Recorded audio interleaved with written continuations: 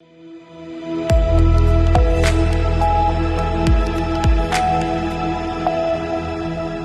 आप सभी का बहुत बहुत स्वागत है सी न्यूज भारत के विशेष कार्यक्रम संवाद में। मैं ऋषभ सक्सेना आपको संवाद कार्यक्रम के तहत उत्तर प्रदेश के ऐसे लोकप्रिय, कद्दावर और बाहुबली नेताओं से रूबरू कराता हूं जो उत्तर प्रदेश की राजनीति में अपना वर्चस्व के साथ साथ आलोक जगाए हुए हैं। इसी क्रम में आज उत्तर प्रदेश की राजनीति में एक ऐसे विधायक से हम आपको रूबरू कराएंगे जो उत्तर प्रदेश में अपनी राजनीति के साथ साथ लोकप्रियता के बहुचर्चित नेता माने जाते हैं। बहुत बहुत स्वागत है सी न्यूज भारत के विशेष कार्यक्रम संवाद में। सहसवान 113 विधानसभा से विधायक ब्रजेश यादव जी समाजवादी पार्टी से हैं। आपका बहुत बहुत स्वागत है सी न्यूज भारत के विशेष कार्यक्रम संवाद में। बहुत बहुत धन्यवाद। उत्तर प्रदेश की बात कर रहे हैं विधायक जी हम, और उत्तर प्रदेश जो कि अपनी समग्रता और अलौकिकता से जाना जाता है।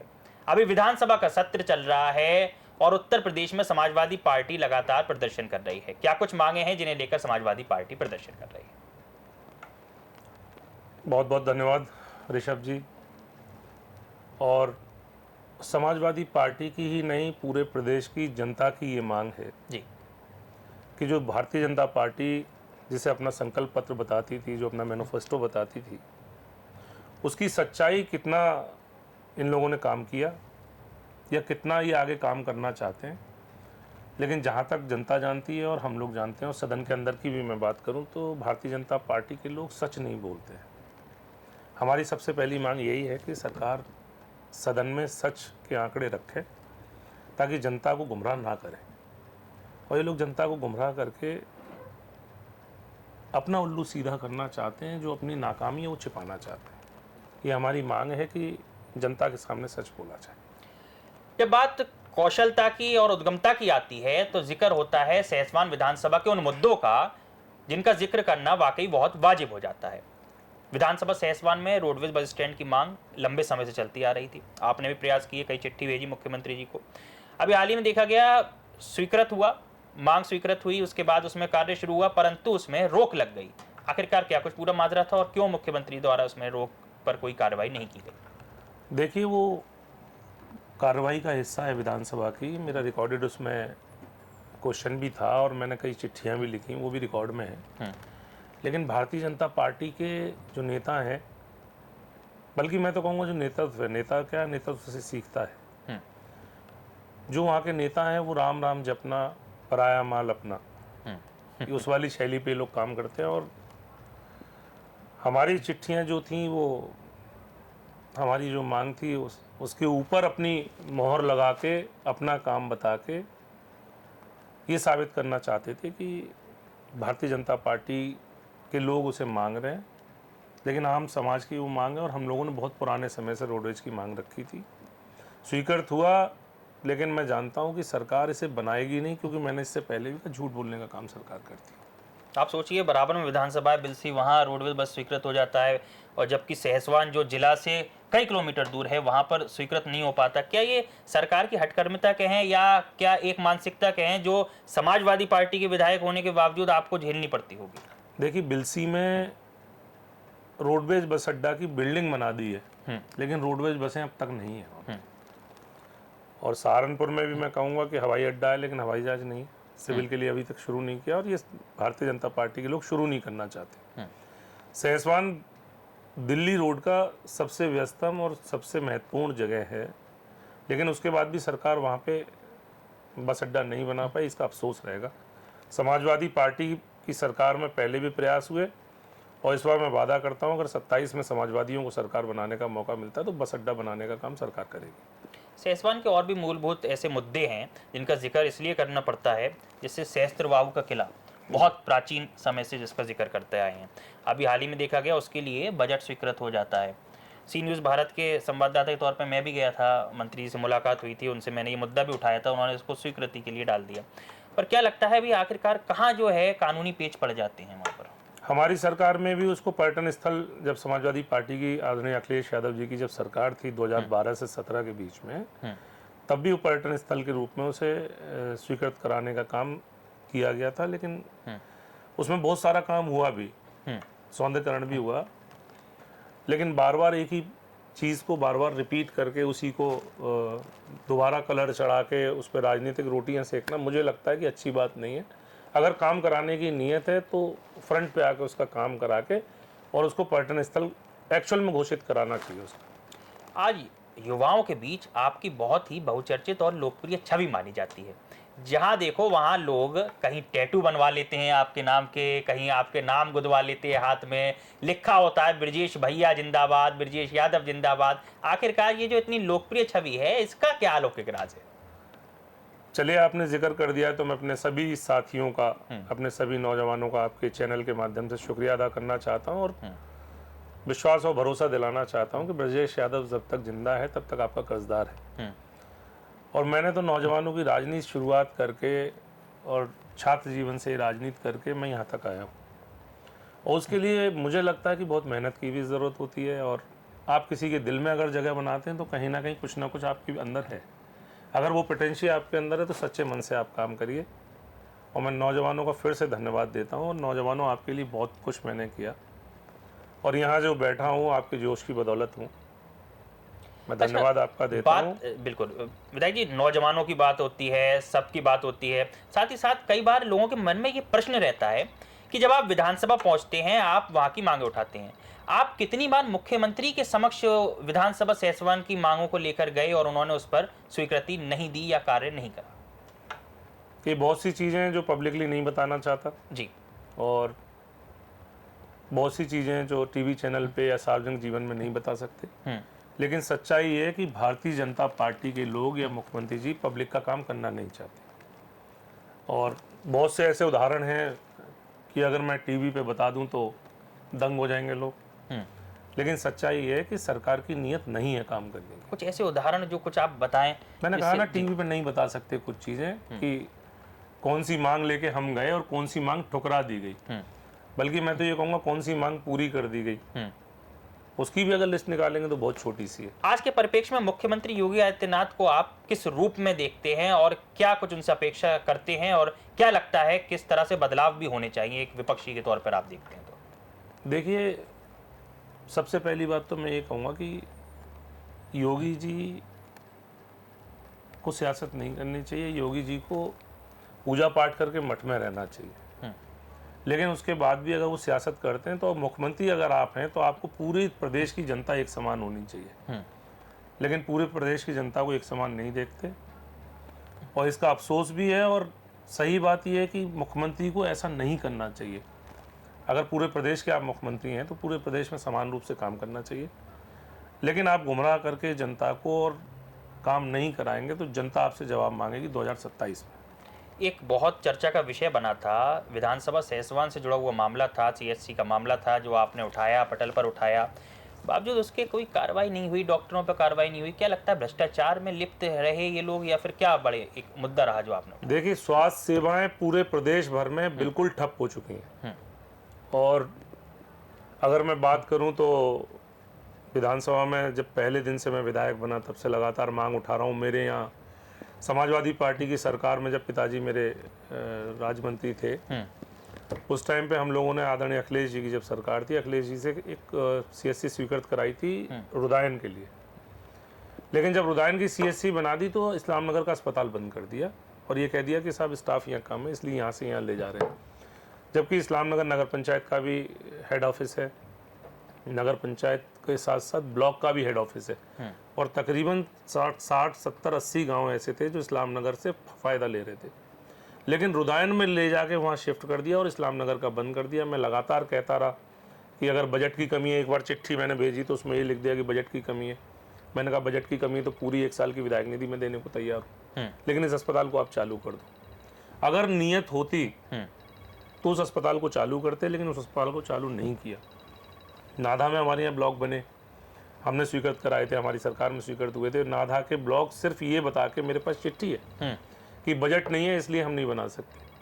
और जबकि खामखा की चीज़ों पे जिन पे बजट नहीं खर्च करना चाहिए उन योजनाओं पे बजट खर्च कर रही सरकार। और मैं इस सरकार को पूरी तरह से नाकाम सरकार कहूँगा। आज देखा गया अखिलेश यादव बैरिकेड के ऊपर चढ़कर विरोध कर रहे हैं, सरकार के खिलाफ विरोध कर रहे हैं, एसआईआर के खिलाफ विरोध कर रहे हैं। आज विधानसभा सत्र में भी देखा गया कि समाजवादी पार्टी पुरजोर तरीके से विधानसभा सत्र में विरोध प्रदर्शन कर रही है। क्या लगता है कि सरकार अनसुना कर रही है इसलिए विरोध करना पड़ रहा है, या वाकई मूलभूत मुद्दे इतने हावी हैं कि जिन्हें लेकर समाजवादी पार्टी को मैदान में उतरना पड़ रहा है? देखिए, सरकार सुनना नहीं चाहती, सरकार मनमानी करना चाहती है, और लोकतंत्र में कोई भी सरकार मनमानी से नहीं चल सकती जी। जनहित से जुड़े मुद्दे हैं, आपको सुनना पड़ेगा। और विपक्ष की मजबूत आवाज़ जब बन जाएगी, जब विपक्ष मजबूत होगा तो सरकार को सुनना पड़ेगा, झुकना पड़ेगा। हमारे नेता आदरणीय अखिलेश यादव जी के नेतृत्व में पीडीए का जो नारा उभर के आया है, जिसने पूरी तरह से समाजवादी पार्टी को जीत दिलाई और 2024 के चुनाव में देश की तीसरे बड़े नंबर की जो पार्टी बनी, उस पीडीए से भारतीय जनता पार्टी के लोग घबराए हुए हैं। अपनी नाकामी छुपाने के लिए ये लोग हम लोगों को अनसुना कर रहे हैं। एक सबसे बड़ा चैलेंज आज के रूप में, एक विधायक के रूप में आपके सामने क्या आता है विधानसभा के लिए, जब आप निकलते हैं और लोगों की सेवा करने के लिए आगे जाते हैं? देखिए, सबसे बड़ा सवाल है कि विधायक से पब्लिक को उम्मीद बहुत होती है, और जबकि सच्चाई है, आपके चैनल पे स्वीकार करना चाहता हूं कि बजट बहुत कम होता है। सरकार अपने दिए हुए पैसे में, लोगों को लगता है 5 करोड़ रुपए विधायक ने दिए, तो 5 करोड़ रुपया विधायक ने दी इसलिए नहीं है कि उसमें से 18% जीएसटी काट के 4 करोड़ 10 लाख रुपया। हाँ, ये बड़ा दिलचस्प रहता है, लोगों को बड़ा जानने की इच्छा रहती है कि विधायक जी के पास एक साल में 5 करोड़ रुपए की निधि आई, फिर उसको किस तरह से अवलोकित किया आगे। नहीं, तो मैं बता दो रहा हूँ, आप देखिए, लगभग 100 मीटर सड़क अगर आप बनाने जाएंगे तो कम से कम 8-10 लाख रुपए की एस्टीमेट बनता है। कहीं थोड़ा मिट्टी ऊपर पड़ती है, कहीं थोड़ी कम पड़ती तो है। अगर आपने कहीं 1 किलोमीटर की सड़क बनवा दी तो विधायक निधि खत्म है ना, तो पूरी विधायक निधि। और लोगों को लगता है कि विधायक जी इतना सारा काम कर देंगे, लेकिन मेरा पर्सनल सुझाव ये था, ये मेरा व्यक्तिगत सुझाव है कि या तो विधायक निधि बंद कर दो। विधायक निधि बंद कर दोगे और हमसे सिर्फ विधायक से प्रस्ताव लेना शुरू कर दो। और ये बात सिर्फ मेरे मन की बात नहीं है, जो सदन में दूसरी साइड, जो सत्ता पक्ष की साइड लोग विधायक बैठे हैं, अगर मेरी बात सुनेंगे तो सहमत हो जाएंगे मेरी बात से। उनके भी मन में यही है कि विधायक निधि हमारी बंद कर दो और हमसे प्रस्ताव लेना शुरू कर दो। भाई, विधायक जो प्रस्ताव देगा आप सारे काम करा दोगे, सारी समस्याएं खत्म हो जाएंगी। ये जितनी बड़े स्तर पे घोटाले आपकी सरकार में बैठे बैठे बड़े बड़े हो रहे हैं, इन सबको बंद कराने का काम भी सरकार के माध्यम से हो जाएगा। और ये जो विकास की बातें करते हैं, जो जनता को हमसे उम्मीद है, अब जैसे बरसात का टाइम चल रहा है तो हर गांव में जाके देखो बहुत सारी कीचड़ है। हाँ, लोग बेचते हैं, चैनल के माध्यम से ट्वीट हम करते हैं लोगों कई को, बार। हमारा भी मन होता है कि हम उस काम को करा दें, लेकिन बजट नहीं है, और बजट भी फिर 2 बार में ये लोग देते हैं। जब एक काम खत्म हो जाएगा उसके बाद भी बहुत सारे झोल नीचे स्तर पे, विभागीय स्तर पे लोग कर देते हैं। क्या कई बार ऐसा भी कुछ चैलेंज आता है कि आप जिलाधिकारी के पास बजट एलोकेशन की फाइल भेजते हो, जिलाधिकारी उसे लंबित कर देते हो? नहीं, देखिए, विधायक निधि सीडीओ साहब के पास जाएगी, डीएम साहब के पास जाएगी एमपी लाइट की फाइल, तो वहाँ पे मुझे नहीं लगता कोई दिक्कत होती है। लेकिन उसके बाद जो विभागीय कार्रवाई में फंसी रहती है, फाइल यहाँ जाएगी, फिर टेंडरिंग में जाएगी, टेंडर फिर सवा महीने के टेंडर लगा देते हैं जिन कामों को लगाने की जरूरत भी नहीं होती, सवा महीने, फिर मतलब चीज़ का क्रेज खत्म कर देते हैं। जबकि ये होना चाहिए कि पर्टिकुलर एक संस्था अगर आपका काम कर रही है, या तो बहुत सारी संस्थाएं आप मत दो, एक संस्था को जिम्मेदार बना दो और उस संस्था को काम की जिम्मेदारी दो, वो संस्था काम करे। लेकिन बहुत सारे ऐसे बाबुओं के स्तर पे या अन्य स्तरों पे ऐसे घोल झालमेल हो जाते हैं कि फाइल पड़ी रहती है। आज के परिप्रेक्ष्य में उत्तर प्रदेश की राजनीति में आपकी जो छवि है वो बहुत बहुचर्चित है, बहुत लोकप्रिय छवि मानी जाती है सभी लोगों के बीच। लेकिन देखा यह जाता है भारतीय जनता पार्टी के भी कुछ नेतृत्व हैं जो आपको पसंद करते हैं, समाजवादी पार्टी का जो नेतृत्व है वो आपको बहुत पसंद करता है। तो क्या लगता है आने वाले समय में जो राजनीति है वो एकल दिशा रहेगी या राजनीति की दिशा बदल सकती है? नहीं, जब तक हम लोग जिंदा हैं तब तक समाजवादी पार्टी के साथ रहे, पूरा परिवार था, है और रहेगा। आदरणीय अखिलेश यादव जी हमारे नेता हैं और हमारा पूरी बदायूं का, क्या मैं कहूँगा, पूरे प्रदेश का विश्वास आदरणीय अखिलेश यादव जी में है। और जब तक हमारे पहले के लोग, हमारी पहली पीढ़ी, देखिए पिताजी पूरा जीवन आदरणीय नेताजी के साथ काट दिया, आदरणीय बनवारी सिंह यादव जी पूरा जीवन समाजवादी पार्टी के साथ काट दिया और झंडे में लिपट के उनकी शव यात्रा निकली। तो मेरी भी यही उम्मीद है और मेरी भी यही अभिलाषा है कि जब मैं यहाँ से इस संसार से विदा लूँ तो समाजवादी पार्टी के झंडे में लिपट के जाऊँ। जो आप गमछा पहने हुए हैं बड़ा लोकप्रिय माना जाता है, बहुत लोग पसंद करते हैं, कहते हैं कि भैया के गले में गमछा है तो भैया की छवि जो है बड़ी स्मार्ट मानी जाती है।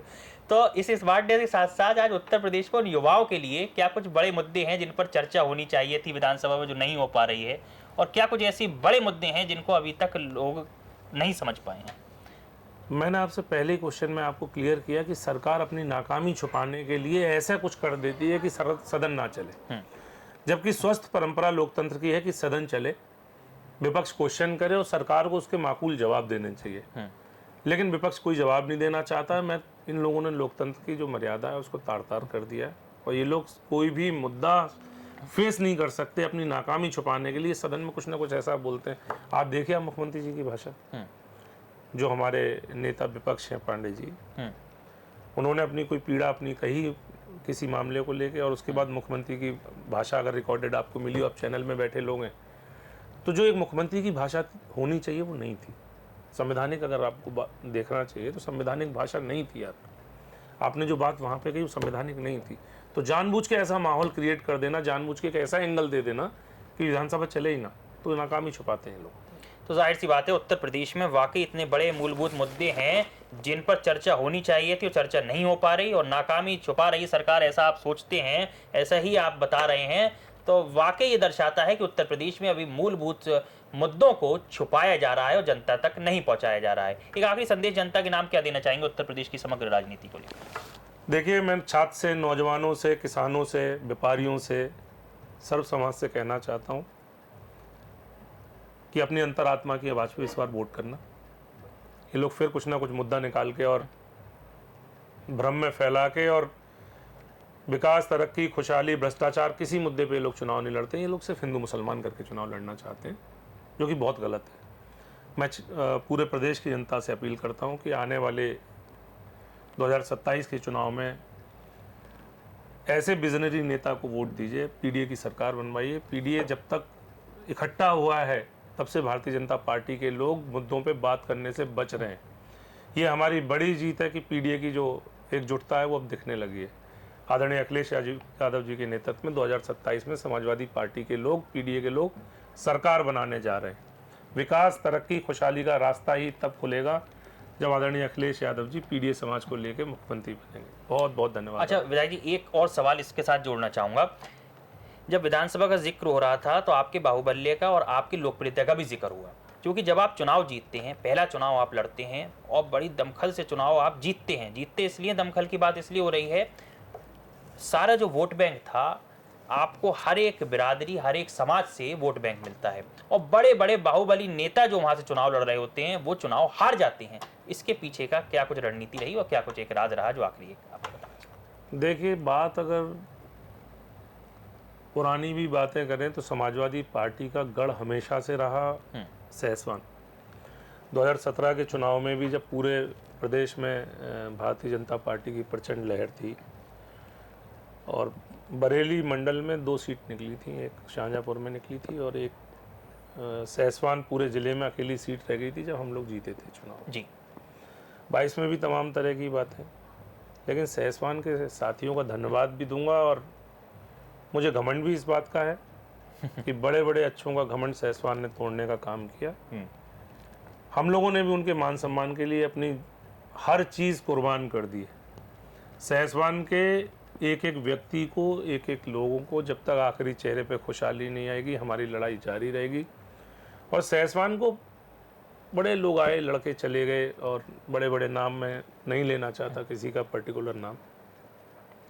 देखिए, धनबल की राजनीति खत्म हो चुकी है, बाहुबल की राजनीति खत्म हो चुकी है। आप जितना पब्लिक के करीब रहोगे, आप जितना पब्लिक के बीच में रहोगे, जितने आप डिफरेंसेस कम कर लोगे अपना लोगों के साथ, उतनी ज़्यादा कामयाबी आपके हिस्से में आएगी। और अब ये झूठ बोलने वाली और तमाम तरीके की जो छल प्रपंच की राजनीति, इसको जनता नकार चुकी है। बिल्कुल, बहुत बहुत शुक्रिया विधायक सहसवान ब्रजेश यादव जी, अपना बहुकीमती समय देने के लिए सी न्यूज़ भारत के विशेष कार्यक्रम संवाद में। आज संवाद में जनता के बीच विधायक जी ने बताया कि किस तरीके से उत्तर प्रदेश की राजनीति में लोगों को गुमराह किया जा रहा है, किस तरीके से उत्तर प्रदेश सरकार जो मूलभूत मुद्दे हैं उनको छोड़कर सीधे ये कह देती है कि विधानसभा का सत्र चलने ही नहीं दिया जा रहा।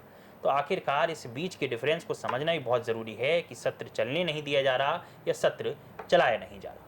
फिलहाल के लिए संवाद कार्यक्रम में इतना ही। देश और दुनिया की तमाम खबरों के लिए आप देखते रहिए सी न्यूज़ भारत।